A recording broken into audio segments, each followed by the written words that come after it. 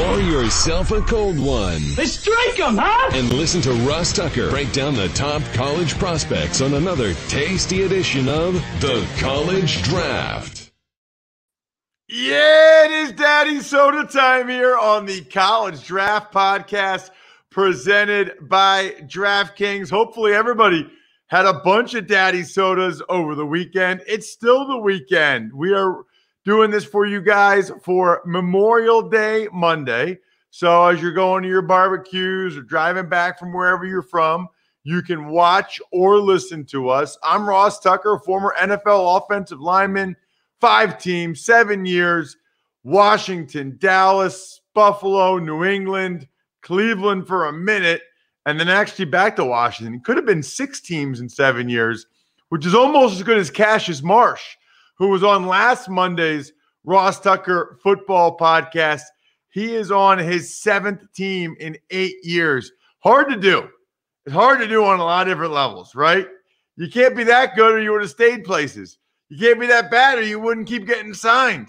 It's a real art to being a journeyman. Check me out on social media at Ross Tucker NFL. And of course, you can check out the show at Ross Tucker Pod. We believe that most podcasts, most people don't spend enough time going over the draft that was. We talk so much leading up to it, then it happens, you do one recap podcast and you move on. Not us. We're talking about every single draft pick that happened in the 2021 draft. You know why? Because we should. They deserve it. And it's fun for people to be able to see what we think about every guy that their team got. And by we, I don't mean me. I mainly mean Emory Hunt, a rising megastar in the media industry. Check him out on Twitter at FBallGamePlan, Football Game Plan on YouTube. He's all over CBS HQ. He's got that unbelievable draft guide that I know a lot of you guys got for last year, footballgameplan.com/2021 draft guide. Just remember that I said this next couple of years when Emory's on TV and just remember I told you this was going to happen. Emory, good morning. How are you? Good morning, Ross. Always a pleasure to talk ball and appreciate the intro, man. And again, we already are starting on 2022. We love to start in Canada and work our way down. Ooh, I like that. I also like that we're starting to get some of these reports about rookies at OTAs, although it is rare to get one that says the guy stinks, right? I mean, you're not going to get very many. This guy stinks. He's not playing well at minicamp. If you see, I have become an expert, Emory, at listening to coach and player quotes and being able to read between the lines and tell you what that really means. Like if they're like, he's got some potential. Yeah, if he can just figure out a couple things, that means the guy is a moron that doesn't know what he's doing. And that's the nicest way they can say that about a high draft pick. We should do a whole show where I go through quotes and be like, here's what he really means by that. I think I have like 95% accuracy. Because at the end of the day, if they say something negative, that'll get thrown all around the world. But you have to stay positive because everyone listens to these quotes. And you're right. Or when they say, "Oh, it's process," that's let you, man, like not what it was right now. So we got to take our time and be patient and readjust expectations for them. There's no doubt about it.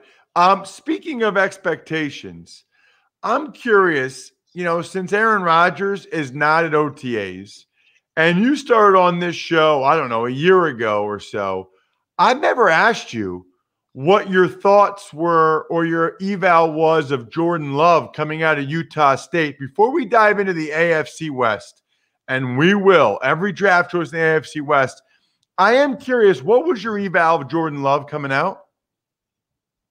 I had a high second-round grade on Jordan Love. I compared his game, style, and play to DeShone Kizer coming out of Notre Dame. Guys that had a whip-like arm, good athleticism, can really drive the ball downfield, miss a lot of the layups on the shorter throws, but the deeper throws is where they had the success. And his game reminded me a lot of DeShone Kizer.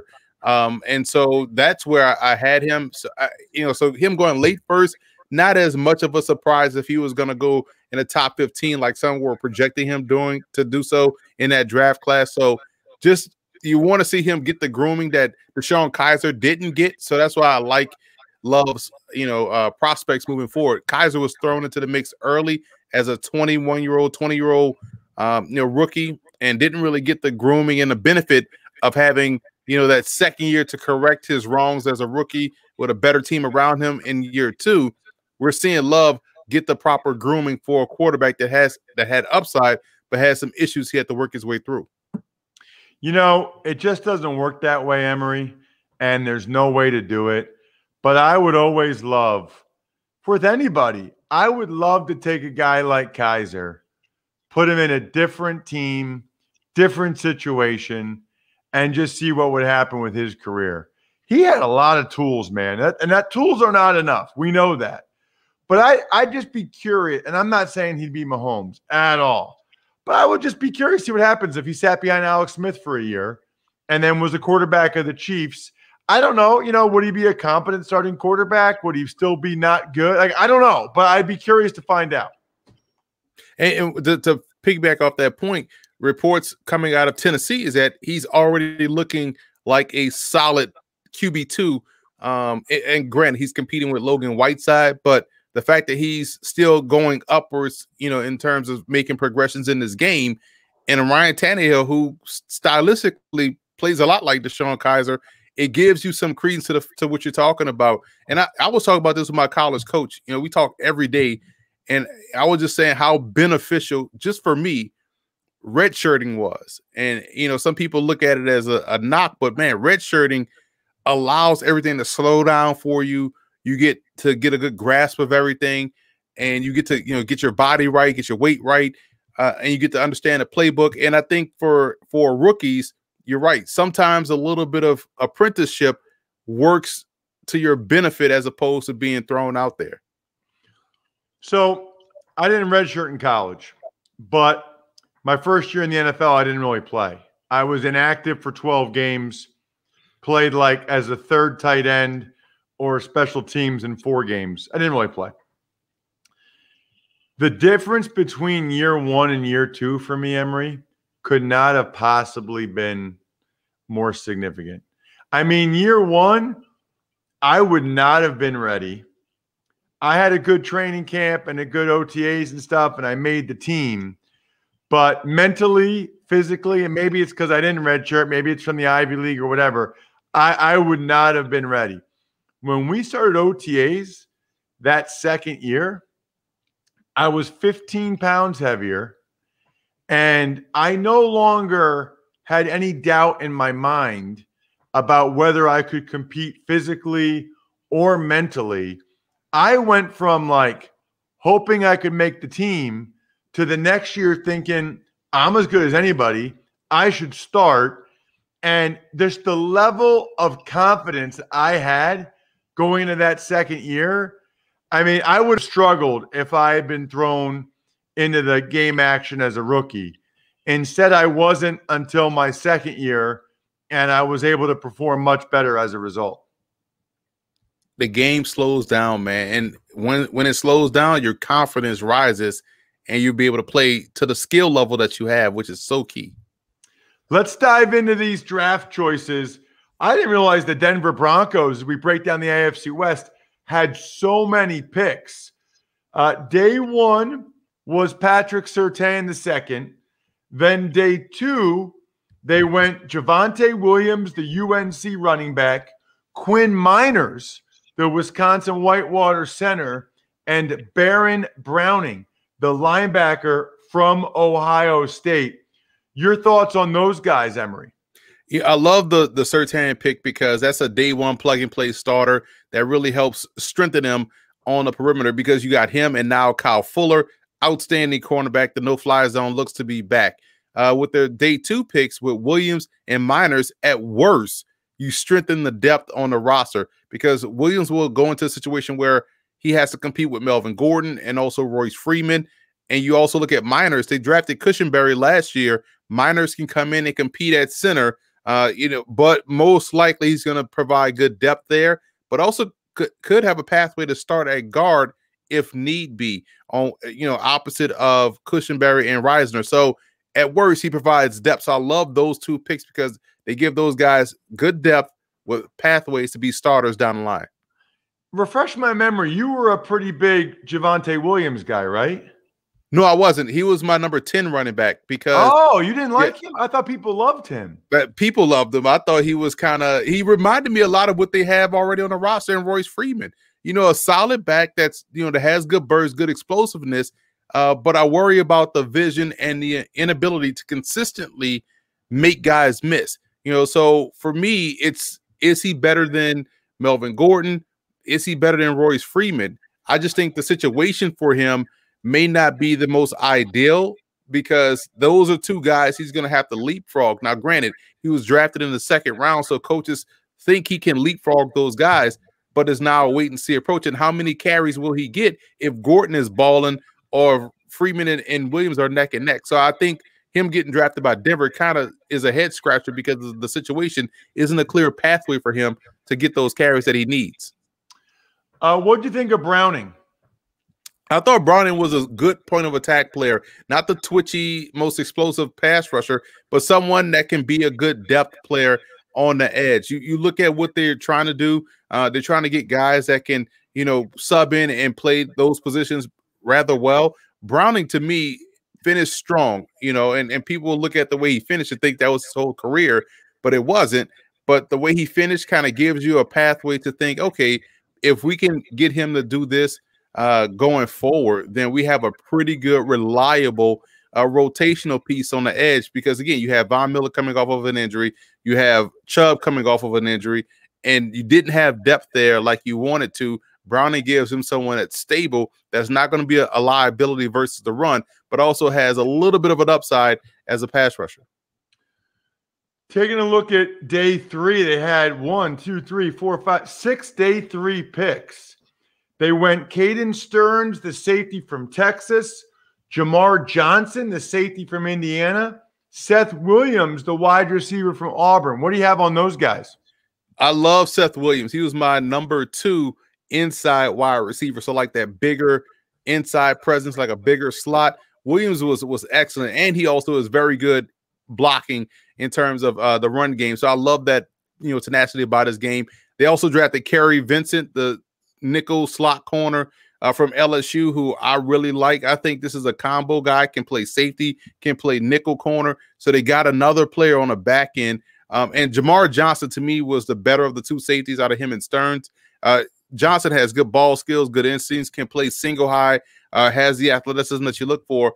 And even as undrafted rookies, they got Warren Jackson out of Colorado State, 6'6", 215, opted out this past year, but was tremendous for the Rams in 2019. And Mac McCain, one of the more dominant corners at the FCS level at an HBCU at North Carolina A&T, great ball skills and instincts. And he was one of those guys that ended a lot of games for their upset victories. He had a pick 6 against East Carolina, pick 6 against the University of Charlotte, both of which won them those games. Had a pick 6 against Morgan State. I was on that broadcast where he brought that ball back 100+ yards. So this guy always finds the ball and always is making game-changing plays. I did Colorado State, Fresno State this past year. I totally forgot about Warren Jackson. Like, they talked about him, he opted out. How many guys opted out and then didn't even get drafted? Yeah. I mean, that is brutal. And you think about it. At first, you thought, well, they won't hold that against guys, global pandemic. But you know how the league is. It's about what you saw last. And if they didn't see you last, you kind of was out of sight, out of mind.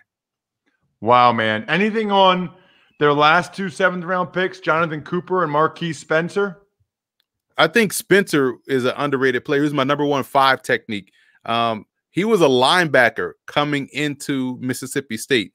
And then he grew into a defensive end. So now you have a guy on the line of scrimmage that has second-level eyes. So he has the eyes of a linebacker with the technique of a defensive lineman.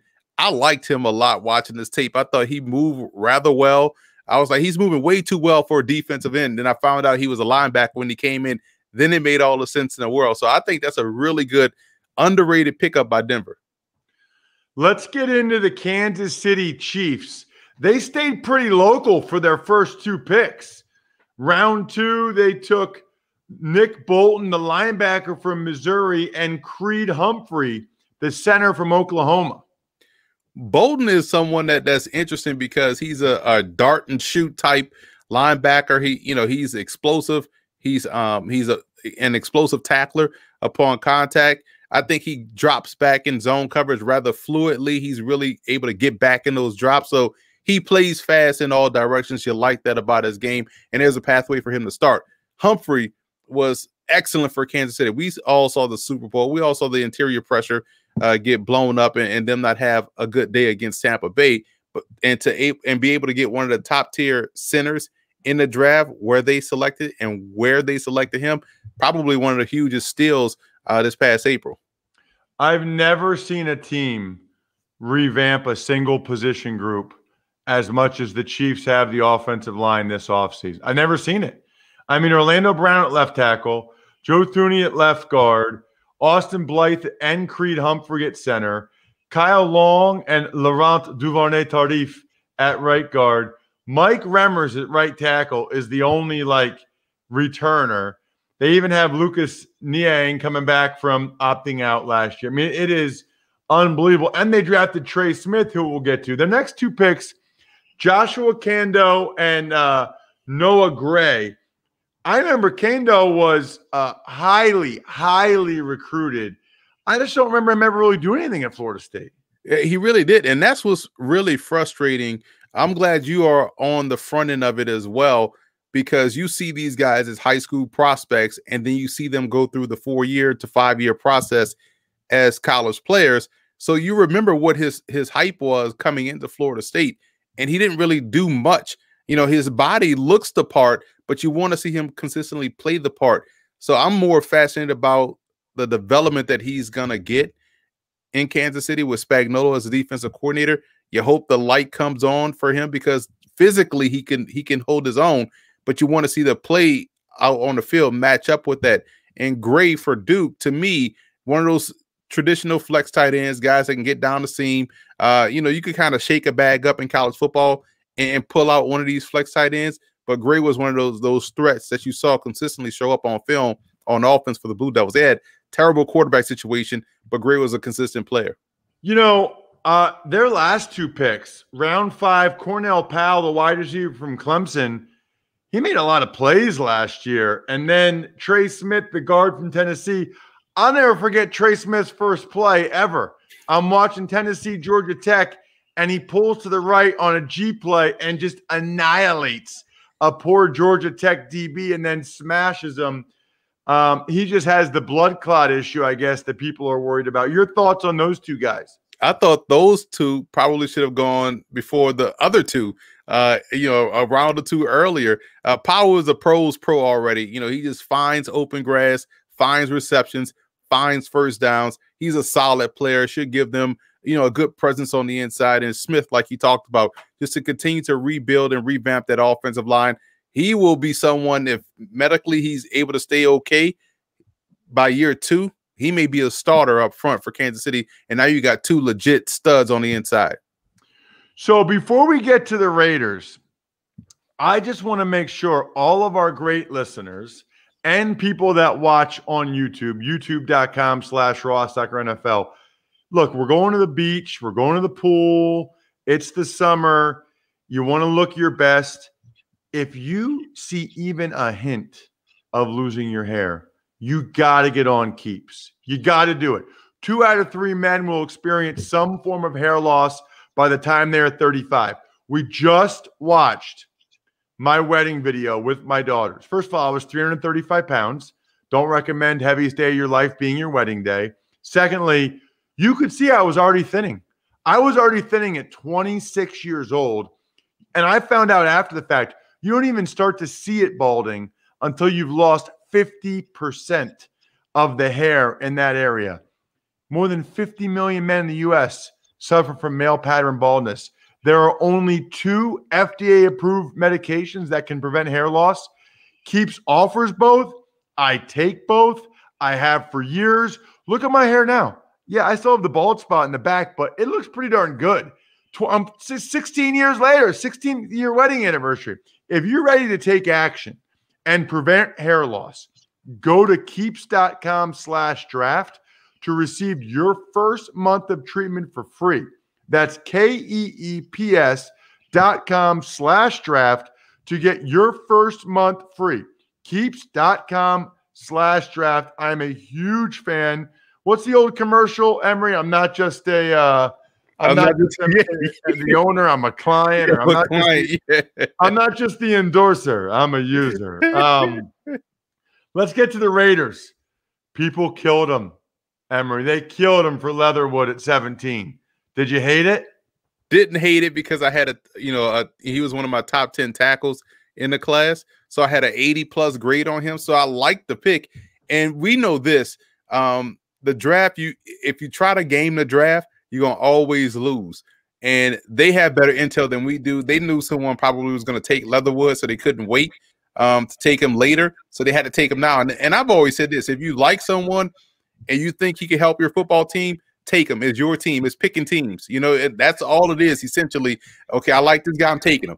And so Leatherwood, to me, gives him a really good starter. Dude can play any one of the positions up front. So any place you need him to start, he can do it. He's done it. So I didn't mind the Leatherwood pick, actually. I forgot what you thought of Trayvon Merrick, the safety from TCU. I like Trayvon Merrick. He was my number 2 strong safety, right behind Richie Grant. But Trayvon Merrick is a strong safety that has really good fluidity. I think he can, moonlight between free safety and strong safety if you want him to. Good ball skills, very good cover skills in the shallow area of the field. He's a good open field tackler, does a lot of things well, won't get you beat back deep. So love that pick too. So the first 2 picks for the Raiders, I thought were outstanding. Round 3, Malcolm Kuntz, the edge rusher from University of Buffalo, and all-time name, Divine Diablo, the safety from Virginia Tech. Now, this is where I had some questions, because if you're looking for a pass rusher, maybe pass rushing probably should have been more of the forefront earlier, considering this wasn't the draft where you had way too many of the elite type prospects. So if you saw someone that had that potential, you have to grab them. Kuntz, to me, is someone that I had more of a 6th round grade on. I thought he was productive, but not overly, twitchy or whatnot. So I'm interested to see how he develops. Diablo is someone that, plays safety, but is going to be a weak side linebacker at the 2nd level. He's someone that we've seen, people do this before, take college safeties and move them to linebacker. I think Josh Jones for the Packers was drafted to do that, but he didn't too much work out. We saw Darnell Bing at some point. Remember him? Oh my gosh, yeah. So the other guy that was at USC, I forget his name. Taylor Mays, another one. So we've seen this happen before. Diablo, I mean, the athleticism is clearly evident. He can get from the deep third to the alley, down at the point of attack in an instant, and vice versa. So you just want to see him make more plays. The athleticism is there, but the playmaking has to be more consistent. Day 3, they took Tyree Gillespie, the safety from Missouri, Nate Hobbs, a corner from Illinois, and Jimmy Morrissey, a center from Pitt. Love the Morrissey selection, first and foremost. Started his career as a walk-on and became one of the best centers in Pitt history. Like, think about that statement for a minute. And you think about those interior linemen and offensive linemen in general that have come from that program. You going, Bill Fralick and all these guys, right? So just think about the Pitt tradition up front, and for him to be, considered the best center to come out of there. So love what he can do on both ends of offense. It's a really good pick for the Raiders. And Nate Hobbs in the 5th round, to me, was outstanding. People didn't watch too much of Illinois football, but you watch Nate Hobbs out there on the back end, and you remember he's playing for Lovie Smith, who is one of the better defensive coaches in football, and he was able to star out there consistently very early. And so when you think about his football acumen and his football IQ, along with his skill set and productivity, at Illinois. I think this is another one of these underrated picks for the Raiders. And Gillespie is someone that's going to provide good depth. He has good athleticism. He's very physical versus the run. And I think initially he's going to be a core special teamer. All right, last but definitely not least, 20th consecutive year. There's a lot of hype surrounding the LA Chargers. This is the year. Round 1, Rashawn Slater. This was one of the most mocked picks of the whole draft. Slater to the Chargers at 13, and they got him. They really did. They got a day one starter, whether you want to start him at tackle or whether you want to start him at guard. You got you a day one plug-and-play guy that has excellent ability on both ends of offense. Outstanding selection. That alone gives them a home run. You know, they got 4 new starters up front. Slater, Ibushi, Lindsley, Filer. Balaga is really the only returnee. So them and the Chargers, them and the Chiefs, that's a lot of guys to be changing. What about Asante Samuel Jr. in round 2, Emory? Selfishly, as growing up a Saints fan, I wanted the Saints to take Asante Samuel Jr. because they had a gaping hole at cornerback outside of Marshawn Lattimore. They passed on him, went with Peyton Turner, but the Chargers, they got a guy that plays a lot like Jason Verrett, someone they drafted who was outstanding before the injuries kind of took away a lot of his youth. But this dude, Samuel, plays the ball, plays the game like his father did, and when you're able to end up with the ball in your hands often playing defense, that's someone I kind of want on my team. He turns the ball over, and now you look at what they have now with him. They have Chris Harris out there, so they're going to be back to what they are known for. Their secondary, Derwin James is coming back healthy. We should see growth from Nasir Adderley, next year as well. But I love the Asante Samuel Jr. selection. That was an instant hit in my opinion. All right, so round 3, they took Josh Palmer, a wide receiver from Tennessee, and Trey McKitty, a tight end from Georgia. I think both of those are really good picks. Palmer can stack and track with the best of them. Underrated receiver, did a lot of great things in the SEC. And McKitty, people looked at his stats and say, what the hell are they doing? But don't look at his stats. Look at his athleticism at Georgia. And then go look at his stats back at Florida State and realize that was a really good pick. He's going to be a move tight end type. I think he has Jonnu Smith type ability. So another one of these underrated offensive weapons to build around Justin Herbert. Next 2 guys, round 4 and 5, Chris Rumpf, the edge rusher from Duke, and Brendan, I forget how to say the last name, the tackle from Nebraska. I don't know if it's Hymus or James, whatever. Right. He's a really good pick, whether it's Hymus or James or Jameis, whatever the last name may be. He is really good. He is a stud up front. I think that's another one of these value picks that they were able to grab. I think he's going to have a pathway to start at some point in time during his rookie season because he's really good. But you also look at the fact that they got Rumpf. Rumpf is a slender guy, but he has quicks and bursts off the edge. He's going to thicken out his frame as he gets, that pro strength conditioning and nutrition in the system. But you can't teach the athleticism and the twitchiness and his ability to dip that shoulder and flatten, accelerate to the quarterback. Rumpf was a really good value pick again. So the Chargers, in my opinion, were ace in the draft as they went along. Last 3 picks. Nick Neiman, the linebacker from Iowa, Larry Roundtree, running back, Missouri, and Mark Webb, a safety from Georgia. Roundtree seems like he was at Missouri for a decade. So, it's finally good to see him progress and go to the NFL.